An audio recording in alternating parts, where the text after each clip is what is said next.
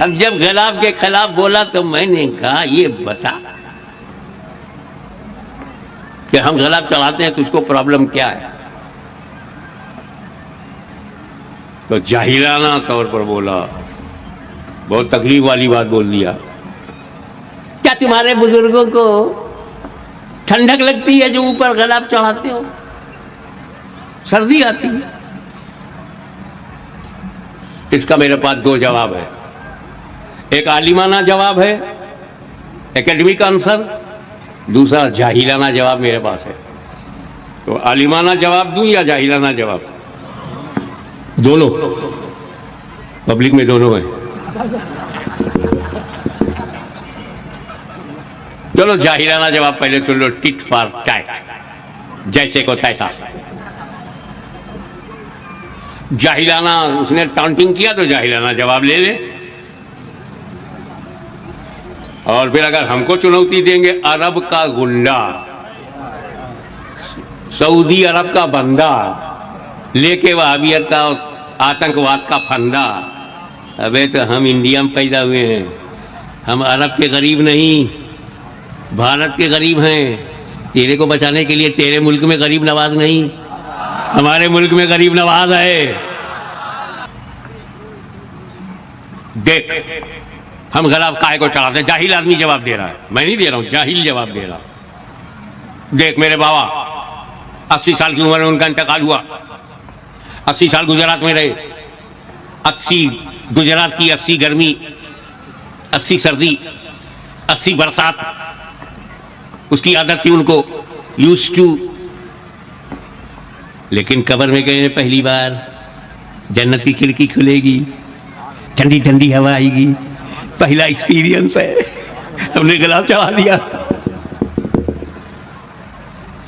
और जब तेरा मोल्ला, आतंकवादी कट्टरपंथी मौलवी, जब वो मरता है, कब्र में जाता है, जहन्नम की खिड़की खुलती है, आग में वैसे ही नीचे जल्ला, ऊपर से गलाब चढ़ाओगे? आलिमाना जवाब।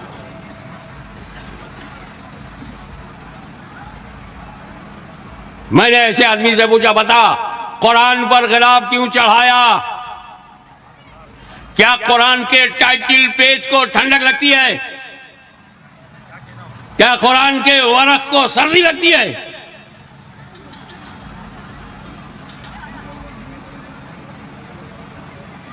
मैं नहीं जानता, मैं नहीं जानता, मेरे यहां तो नहीं है, तेरे यहां नहीं है। डर मत, उसको लेके घुस जा घर में, जहां तक शरीयत इजाजत दे। ये तेरे देख अलमारी पे कुरान रखा है, उस पे गलाब चढ़ा हुआ है, काय को गलाब चढ़ाया? घबरा गया। और जिसका नमक खाते हो, सऊदी गुंडों को, देशद्रोहियों का नमक खाते हो, उनसे पूछ, क्या काबे की दीवारों को सर्दी लगती है? क्या काबे के वॉल को ठंडक लगती है? काबतुल्लाह पर गलाब क्यों चढ़ाया?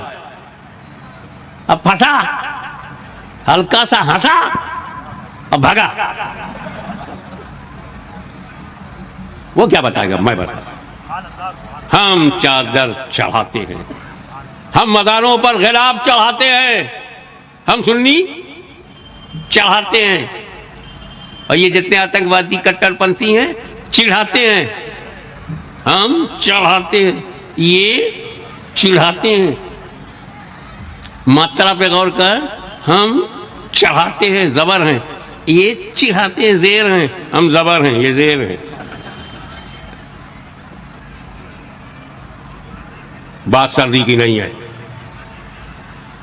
कारण तर्क संगत होना चाहिए, किसी अंधविश्वास की जरूरत नहीं, तार्किक बात हो, लॉजिकल हो, दिल को छूने वाली, दिल की बात।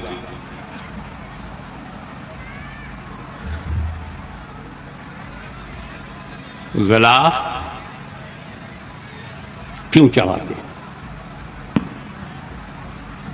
सारे सुन्नियों को जब पता चल जाएगा हम यूं चढ़ाते हैं, तो उनको मजा आ जाएगा कि हमसे गलती नहीं हो रही है, कोई गुनाह नहीं हो रहा है, कोई खता नहीं हो रही है, ये हमारा हक है। मैंने मौलाना जगह, मौलाना मैं जरा कुछ लिख रहा हूं, आप जाके सही बुखारी मेरे अलमारी में चले, लाइब्रेरी में चले जाइए, वहाँ से सही बुखारी ले आइए। सही बुखारी 40 मिनट बाद लेकर के मुफ्ती साहब आए, 40 मिनट्स। मैं कहा मौलाना ये किताब लाने में 40 मिनट लग गए आपको? कहा तो क्या करता, आपकी लाइब्रेरी में गए, ये अलमारी खोला, एक मोटी सी किताब निकाली, पलट कर देखा अबू दाऊद है तो अंदर किया, फिर एक मोटी सी किताब निकाली, पलट कर देखा इब्ने माजा है तो अंदर किया, फिर एक निकाली, पलट कर देखा सुनन नसई है तो अंदर किया, फिर एक मोटी सी किताब निकाली, शादुस्सारी शरह बुखारी है, फिर अंदर किया, फिर एक निकाली आईनी शरह बुखारी अंदर किया। ऐसे हजरत 30-35 मिनट तो चला गया। एक मोटी सी किताब निकाली, पलट कर देखा सही बुखारी है तो लेके आ रहा हूँ। ढूंढने में तब मैंने प्रोफेसर से कहा कि आप माशाल्लाह पोस्ट ग्रेजुएट हो, आपने PhD भी किया, प्रोफेसर है, आप ज़रा मेरी लाइब्रेरी में जा कर के Discovery of India written by Jawaharlal Nehru लेके आ जाइए, एक कोटेशन की ज़रूरत है। वो गए, 50 मिनट में आए। तो प्रोफेसर साहब आपको डिस्कवरी ऑफ इंडिया लेने में 50 मिनट लग गए। कहा क्या करता बाबा, अलमारी खोली, एक मोटी सी किताब निकाली, दास कैपिटल अंदर किया, फिर एक मोटी सी किताब निकाली, पलट कर देखा शेक्सपियर के ड्रामास का कलेक्शन है अंदर किया, फिर एक मोटी सी किताब निकाली, पलट कर देखा ऋग्वेद है तो अंदर किया, फिर एक मोटी सी किताब निकाली, पलट कर देखा सामवेद है तो अंदर किया, एक मोटी सी किताब निकाली, पलट कर देखा कि शेक्सपियर के ड्रामास का कलेक्शन है, फिर अंदर किया, एक मोटी सी किताब निकाली, पलट कर देखा इंडियन कॉन्स्टिट्यूशन विद कमेंट्री है तो अंदर किया। साहब 45 मिनट इसी में निकल गए। तो फिर एक मोटी सी किताब निकाली, पलट कर देखा डिस्कवरी ऑफ इंडिया तो लेके आ रहा हूं। मुफ्ती साहब बुखारी लाने में 40 मिनट, प्रोफेसर साहब डिस्कवरी ऑफ इंडिया लाने में 50 मिनट। पढ़े लिखे लोगों से मैं परेशान हो गया तो मैंने अपने नौकर से कहा, जुम्मन खान जी हुजूर क्या कर रहे हो? अभी जोहर की नमाज पढ़ के आ रहा हूं। अच्छा जा मेरे कुतुब खाने से, लाइब्रेरी से कुरान लेके आ जा। गया, 5 मिनट में लेके आ गया। मुफ्ती साहब सही बुखारी 40 मिनट में लाए, प्रोफेसर साहब डिस्कवरी ऑफ इंडिया 50 मिनट में लाए। वो जाहिल अनुभव, अंगूठा टेक, करिया अक्षर भैंस बराबर, 5 मिनट में लेके आ गया। मैंने पूछा खान साहब इतनी जल्दी कैसे? कहा हजरत हम अलमारी खोले, हमका कुछ देखना था नहीं, जिस पर गिलाफ था लिए चले आए। अब पता चला गिलाफ क्यों चढ़ाते हैं। अब यही आखिरी जुमला है, यही लेके घर चले जाना।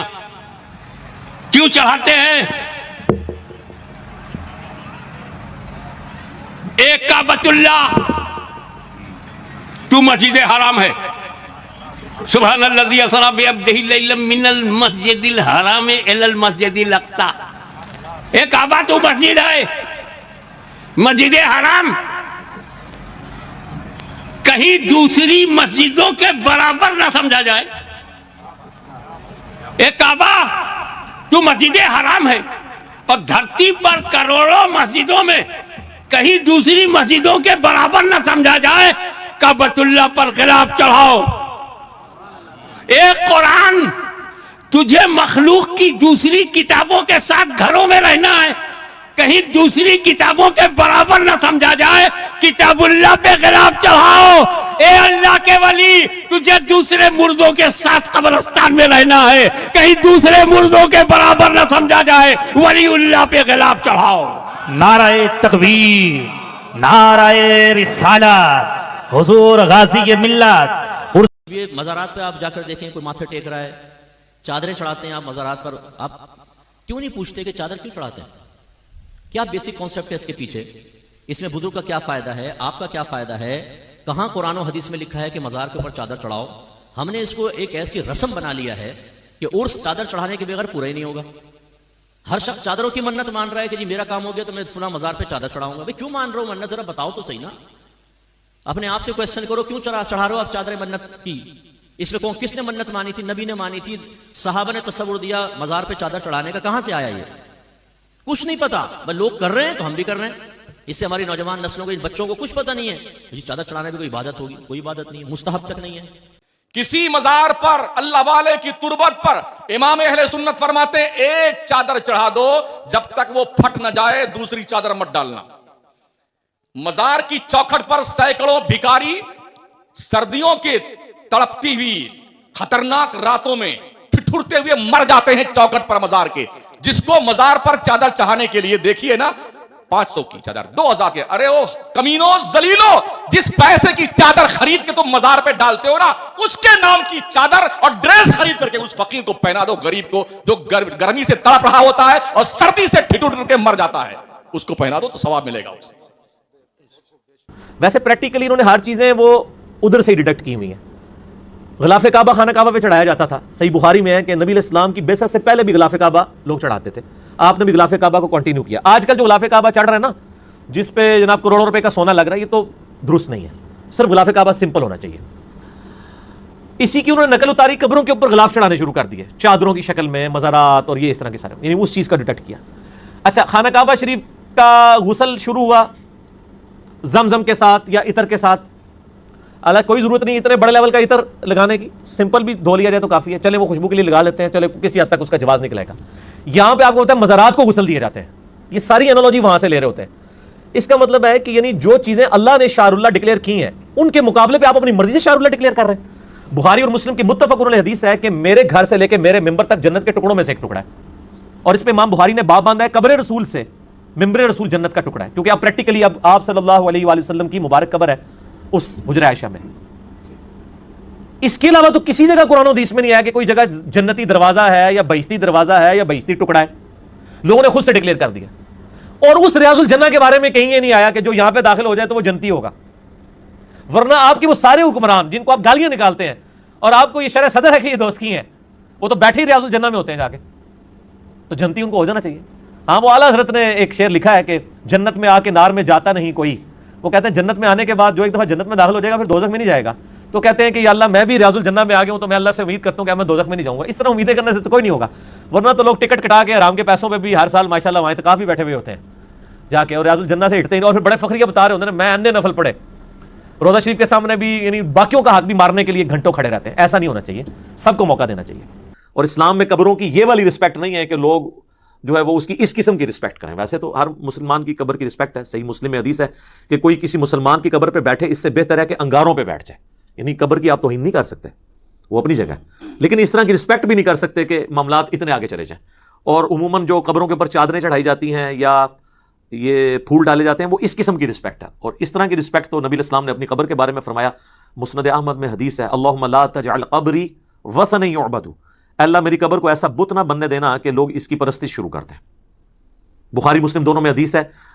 अम्मा आयशा कहती हैं कि नबी इस्लाम की बीमारी के दिन चल रहे थे, आखिरी वक्त आपका करीब था, और आप बार बार अपने चेहरे मुबारक से चादर हटाते थे तकलीफ की वजह से, और कहते थे लअनल्लाहुल यहूद वन नसारा इत्तखज़ू कुबूर अंबियाहिम मसाजिदा, अल्लाह की लानत हो यहूद और नसारा पर, उन्होंने अपने नबियों की कब्रों को सजदागाह बना लिया था। और अम्मा आयशा कहती हैं हुजूर ये इसलिए बात कर रहे थे कि आप हमें डरा रहे थे कि आपकी कब्र के साथ ये कुछ ना किया जाए। और आगे अम्मा आयशा के अल्फाज हैं बुखारी मुस्लिम में कि अगर हमें ये खतरा ना होता कि लोग रसूलुल्लाह की कब्र पे सजदे शुरू कर देंगे तो हम भी ज़ायरीन की ज़ियारत के लिए इस कब्र मुबारक को ओपन छोड़ देते, लेकिन हम डर रहे थे। तो उस तरह की रिस्पेक्ट ना हो कि जिसमें मामलात बहुत आगे चले जाए। इस तरह कब्र के ऊपर चादर डालते हैं तो ये तो कोई साबित नहीं है।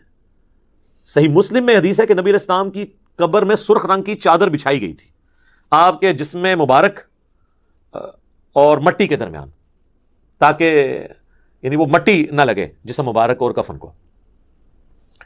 तो वो ये जो इन्होंने एक अकीदा घड़ा हुआ है ना अल मुहन्नत के अंदर, जो बंदियों ने, बरेलवी भी मानते हैं कि वो हिस्सा ज़मीन जो हुजूर के साथ टच किए हुए है, सर कोई हिस्सा ज़मीन टच नहीं किया, वो बीच में सुर्ख चादर है और उसके बाद कफन भी है। तो आंदा वो क्या करें कि वो सुर्ख चादर और वो सफ़ेद कफन जो हुजूर के साथ टच हुआ है उसके बारे में भी कुछ चीज़ बनाए आप।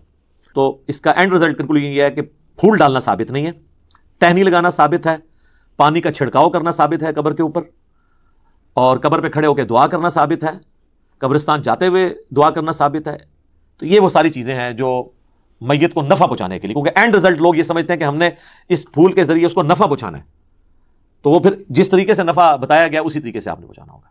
ठीक हो गया जी, वही तो दीन दुनिया है जो बातें आपने